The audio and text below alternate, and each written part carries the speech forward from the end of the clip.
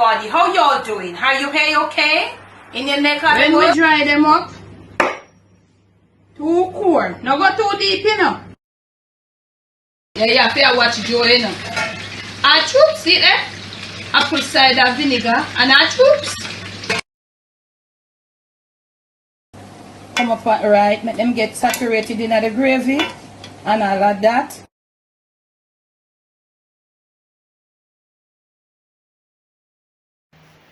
Jammas day number 3. On today's episode of the Jamaican cooking journey, I'll be sharing with you how to prepare some dried gungo rice and peas. Now, in Jamaica, we do gungo rice and peas mainly around this time, going back into the New Year's. But mostly it would be the green gungo. Now, people, some places they can't get it, some people do. Where you are, I think you can check in the freezer section of your like your meat stuff, and where they keep like meats and so. You would get the green gungo there, because when you shell the green gungo, it can be kept frozen for months, so you would get green gungo there. But I think you people abroad, you call it pigeon peas. This is what it looks like in the dried form. These are how it looks. Now, we normally pre-soak, wash and pre-soak these peas. We treat it like your red peas. So when it's washed and pre-soaked, this is how it looks. This is how it is, dried in the dried state. When you pre-wash it and soak it, and this was soaked overnight, this is how it looks. Now, I have right on over here in my pressure pot some that has been pre-soaked. Now, I did show you the size of it when it was in its dried form. Now, as with red peas you soak it and it becomes soft, but it expands when you start cooking it. This expands when you soak it, and when you cook it, it doesn't come any bigger. When this is finished cooking, it will never, the grains will never be bigger. That's the difference with the pigeon peas and the red peas. Hence, making it a lighter piece. Jamaicans, most Jamaicans on their Christmas dinner table would have green gungo rice and peas, not red peas. Why? The rice and peas would be lighter, because you know with the Christmas dinner, you're going to have the ham, you're going to have the roast chicken, the baked chicken, the curry mutton, the the sorrel, the sour sap, you know, all them heavy something there. And remember, the rice and red peas is very heavy.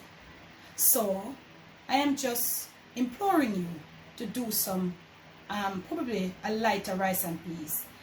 Black eyed peas would be good too, it's not that heavy. I'm just showing you how you can keep away from the rice and red peas in the holiday season and help you to enjoy your meal more. It can let you eat a little more and your stomach will be lighter. The rice and red peas is heavy. You know, so if you cannot get the green gungo, you can use the dry one. So I'm using the dry one. I think either 2 or 3 videos that I show you how to do the green gungo on the channel. I'm going to leave the link for you in the description of the video. Go check it out, you know. Now, let us look at the preparation of this dry gungo or pigeon peas. Now, I have some garlic, fresh garlic. And I am going to put a little salt in there. With all my peas, I would just put a little salt. You know, making the pot easier to flavor up. I'm going to get my flame up. And I'm using my pressure pot. Girl, let me tell you something. You see that peas here? That dry gungo here? I never know, sir, so it's tough. It's very, very, very chewy. But if you're a person that does not like the pressure pot, you can use your instant pot, and you can finish it off in an instant pot too, the rice and peas, making it easier. You also can use your slow cooker, or you can just use your regular stove top for cook. But it takes a little time. Another thing, most importantly, it is very flat. Whether it's in the green form or the dried form, very flat. It doesn't stay like red peas. You can basically cook your red peas, put a little butter in it, put a little sprig of thyme and scallion, and you have your red peas taste good. You can't do that with this. This has no flavor. So, I'm going to show you today how you do it and get a nice good taste. So we're gonna go now. I'm gonna pressure cook mine, not on a high heat, but on a little less than high, you know, going on to medium, but in between medium and high, because it's really chewy. So with a few pegs of garlic in and a little salt to help the peas grains, that when they are cooked they have a little, it's easier for flavor up. That's how I'm starting it off. Cold water, garlic pegs. If you don't have the garlic and you want to use garlic powder, fine, but fresh garlic is always better, especially in rice and peas. So we're gonna go get this thing cooked, and then I'm gonna show you in the next clip what I'll be using and how I'll be doing it to get my rice and dry gungo peas up and running. Remember, try to opt for it. If you have never used it before, try to make it in your Christmas dinner this holiday season, New Year's, or whenever, because it's lighter. It's lighter. It don't weigh down your body with all them macaroni and cheese and potato salad. You find some boy, you know, the rice and peas, you take it lighter and you eat the juice and you drink the juice and you eat them something there, and so you feel heavy because the rice and peas on its own just weigh you down. This is lighter. Next clip. Okay, now family, so our peas has been cooked. I did transfer to another pot, okay, because I find that when my stainless steel pressure pot, it burns the rice and peas easily. This one too, but this one is more better. So this is what your cooked peas looks like. Remember, I told you they would never get any bigger. You see, I wasn't lying. Oh, they're cooked, but even though they are cooked, them still have enough in them for stand up that them not mash out. So at this point, you want to add a little smashed ginger, a green pepper, probably greener than this, but this still not make no sense. Mine is frozen. If you have a fresh one, it's just the same. And you want to have some pimento seeds and your little ginger. Now the pimento seed helps to spice up. It also helps to, you know, for preserving, as well as the ginger. The ginger too helps with the coconut milk. I know some people have them look a bowel problem with milk and all them something there. And it also helps for, you know, that the rice and peas don't get in spoiled easily. You know, you cook and some people want to go back to take extra serving and this and that. The ginger helps for it not to spoil easily. Also, we have got some green thyme. Rosemary could be a plus right here. And I have some scallions. This is what we have right here. Now, we're going to add some additional liquid. And at this point, the liquid that you want to add is going to be just some coconut milk. Right? So, I have already done my fresh coconut milk. And you want to make sure so this coconut milk where you add is not like a workless one. Look at the top of it, you see? See the cream coming onto the top? So what you want to do now, you want to mix it around. I'm just going to proof my own a second time. I'm just going to put it through a finer strainer. I'm going to be putting, okay, you see that? Try to remember to do that. So I think I have enough liquid. And now the liquid depends on the amount of rice that you're going to put in, and also the amount of peas that you have. Alright, so you see the coconut milk, you put enough now, and it has turned. Remember, when you cook the peas, don't throw out the peas water.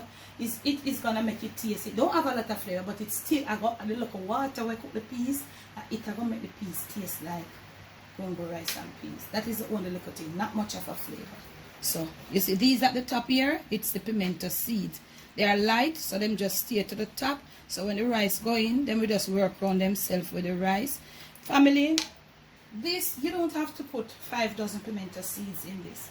Maybe a dozen, if they are huge, big and workless. Them one I never mind Jamaican pimento them, so I work with them. But if it was mine, I would put less. So we're going to leave it now to come to a little boil and let the coconut milk boil. Let the peas grains start taking the flavor of the coconut milk, and also little spices and herbs that we put in there. That's how we do it on the Jamaican cooking journey. Remember to make sure, if you have reached so far in this video, remember to give me a thumbs up. Remember to make sure you watch the ads, because we just don't only cook here, we educate as we go along. Next clip. So the boiling has started. So your coconut milk now is boiling, and your gungo or your pigeon peas, they are being infused by the flavor from the coconut milk. Your pepper is here at the top, it's not burst. Your scallions, and you can see that it is the right type of coconut where we use make the run down. You see, I remember I always say to you, you use the bone dry coconut to get successful taste in good rice and peas.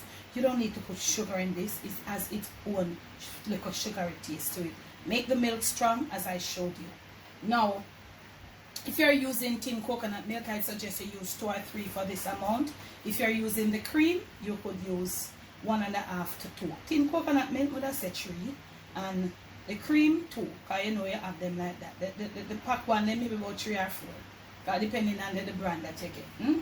So look at this. So we're going to let it cook a little more, and as it cooks, it's going to reduce some of the water, and you are going to take care that at this point you have your right salt, level.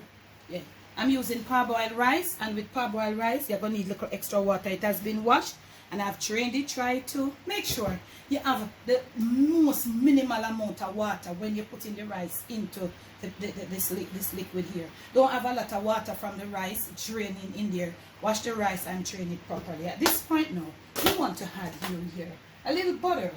Just mellow up this thing. Margarine, butter, anything you call it, where you have. Make sure it doesn't have a lot of salt. Or if you're using one that is high in salt intake, make sure you put it and then you add your little extra salt after. So, that nice big pot of rice and peas, I put like that in my one. Feel free. If you don't want it, you don't have to. So look at this. It's not red peas, so this is the color that you're going to get. You're not going to get a brighter color. We're going to let it cook for another, probably about another 10 minutes. And when you see me next, I'll be adding my parboiled rice. Now, family, you can see that your liquid is receding. It was right here. So remember, these, you must always scrape around these little parts when you're cooking. It brings back the flavor in your pot. Scrape them around. Okay? So you see your coconut, how it look? Coconut milk and your peas and everything. Now, we have our peas there. You see them? They are still the same size. They are not like the red peas that would come so much doubling bulk and all of that. Not at all. So, I'm going to gently now add my rice. I'm going to turn my flame down when adding the rice. And I am going to gently add. See, I have already washed my rice. And I drained most of my water. I really don't want the extra water go down in the pot from the rice, Wash your rice thoroughly. And remember, this parboiled rice, it takes more liquid to cook it properly. If you know what I'm talking about with parboiled rice. Okay. Now, you can see that I put in all of it and that you can still see the rice. Look at this. So I'm stirring. And like my rice, now they're way down in the bottom where you can't see it. So you just want to stir it. Give it good stir, a good stir. This thorough stir is to enable the grains of the peas to mix thoroughly as with the rice. As when the rice starts to cook and start to expand, the grains will be bigger, so you want to give it a thorough stir. And you can see, say, your rice and peas is there to go. When you look at it, you see peas and rice coming up. So give it a little more stir. Give it a little more stir. Now at this point, some people say them do this, and if it not stand up, that means the water too much. I am not sure. I never do it like that. I just stir it.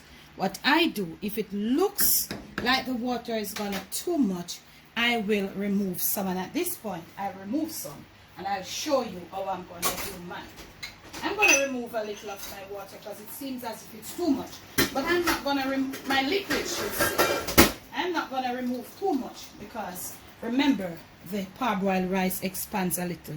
So you got to be gentle. If any other thing come up in there, you can easily return it. So I'm going to remove like about, this is about a half cup. So I will remove about 3/4 of a cup. Now I leave it right there. Gonna stir again. Yep. And that looks like it could be good. Mind you, sometimes when we think it's good, it's not good, and we will need additional liquid. If it is that when it dries out, the rice is still chewy, you still have your liquid. You can put a little. Okay, and I did deliberately put extra because I wanted to show you what will happen if you have too much liquid. The rice can come too soggy, or the rice, if you have not enough liquid, it won't be properly cooked. So we're here, this is enough, and I'll add that in the next clip. I'll show you what is happening. Okay, now YouTube family, so I can safely turn my flame off. I'm gonna remove these. Some people say, why do you remove them? But let me tell you something. Different strokes for different folks, and sometimes you can't pay everything mine. There is a sheen on it there because of the coconut milk, that bone dry coconut milk. In my country, we do remove these. This can be eaten. We're not gonna eat the thyme sprig. But you know, from time to time, I think even the same Jamaican then come ask why you take it out too. We know we grow to remove these, but if I get it and my scallions are left back, I can eat. But we grow. Remember to get your ginger out too. I want to tell you this too, I forgot to tell you. Do your ginger in, like, smash it, don't grate it.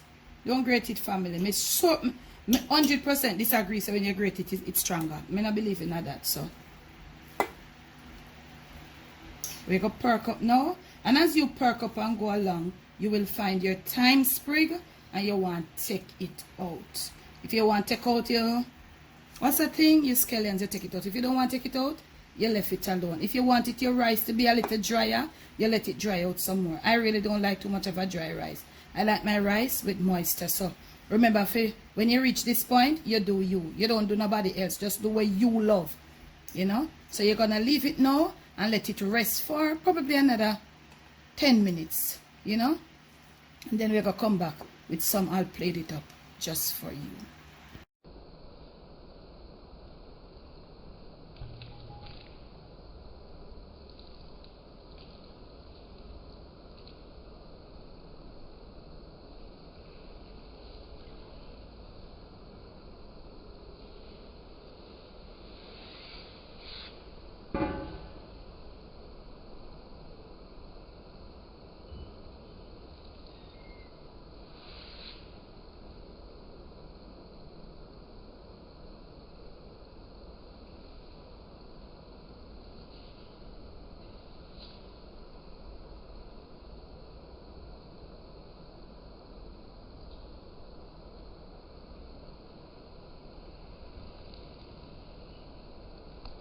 Yours. From my Jamaican kitchen to your family table, to your palate, and most of all to your stomach. This is dry Gungo rice and peas. It is just ready for your holiday table. All you gotta do, just with this nice bowl, just stuck your serving spoon in there and everybody can come and help themselves. I hope this video does something for you. I hope it helps you to perfect your rice and peas, your gungo, if you want it, whatever you want to use for your holiday table. Thanks for the love, thanks for the support. In the description of this and all my other videos and lives, there will be the link to everything to get on to me. Jammas day number 3. That's how we did it.